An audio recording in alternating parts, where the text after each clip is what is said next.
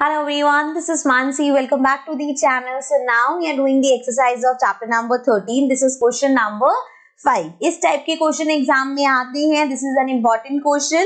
Numerical की तरह ले लो, है बहुत सिंपल लेकिन important है. So a pendulum oscillates 40 times in 4 seconds. So 4 second में 40 times वो oscillate कर रहा है. Oscillate is the to and fro movement. Now find its time period and frequency. अब इस इंफॉर्मेशन से हमें टाइम पीरियड निकालना है और फ्रीक्वेंसी निकालनी है. तो सबसे पहले यहाँ पे देखो मैंने डिफाइन भी किया हुआ. इट्स नॉट नेसेसरी कि जब आप एग्जाम में क्वेश्चन अटेम्प्ट करो तो आप इस तरह से डिफाइन भी करो.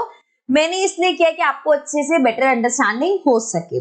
Now the time required to complete one oscillation is known as time period. अब वो एक ऑसिलेशन, वन ऑसिलेशन यहाँ पे 4 सेकेंड्स में 40 टाइम ऑसिलेट कर रहा है, बट वन ऑसिलेशन में कितना टाइम लगता है वो होता है हमारा time period. Correct. So number of oscillations यहाँ पे 40 गिवन है. टोटल टाइम टेकन 4 सेकेंड है. ये जो है 4 है, this is the total time. मतलब 40 ऑसिलेशंस होने में 4 सेकेंड लगे हैं. हमें देखना है वन ऑसिलेशन होने में कितना टाइम लगेगा, कि वो हमारा टाइम पीरियड है. ठीक है.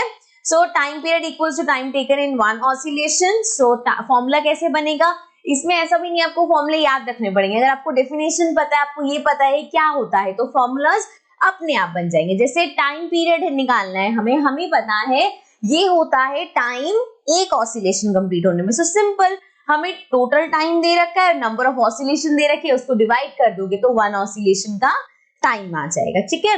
सो टोटल टाइम कितना दिया हुआ है 40 second, sorry 4 seconds, and number of oscillations हमें गिवन है 40.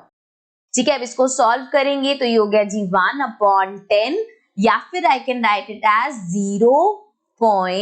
अब देखो यहाँ पे 0 है नीचे, तो यहाँ पे डेसिमल के बाद एक डिजिट होनी चाहिए. सो 0.1 सेकेंड.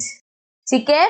सो ये आ गया हमारा टाइम पीरियड. यहाँ पे दो चीजें निकालनी थी, पहले तो टाइम पीरियड निकालना था और फ्रीक्वेंसी भी निकालनी है. तो फ्रीक्वेंसी देखो, frequency of oscillation is defined as the number of oscillations of a vibrating body per second. मतलब एक सेकेंड में कितनी बार वाइब्रेट हो रही है. हमें क्या गिवन है कि 4 सेकेंड में 40 ऑसिलेशंस हो रहे हैं, लेकिन हमें देखना है 1 सेकेंड में कितने. अगेन फॉर्मूला कैसे अपने आप बन जाएगा, number of oscillation upon total time. Total number of oscillation को जब हम टोटल टाइम से डिवाइड करेंगे तो 1 का आ जाएगा हमारे पास कि 1 सेकेंड में कितना हुआ. So here number of oscillations हमें कितना गिवन है 40 अपॉन टोटल टाइम कितना लगा है 4 second. So 40 upon 4 is 10. So therefore frequency hertz में होती है, ऐसे लिख देंगे हम. So this will be the answer. ठीक है. तो इस क्वेश्चन में हमें दो चीजें निकालनी थी, टाइम पीरियड और फ्रीक्वेंसी, दोनों ही हमने फाइंड कर दिया. This was question number 5. Again I am saying this is an important question. इस टाइप के क्वेश्चन एग्जाम में आ सकती है. Now we will move to our next question, but in the next video. So I will see you in the next video. Take care and bye bye.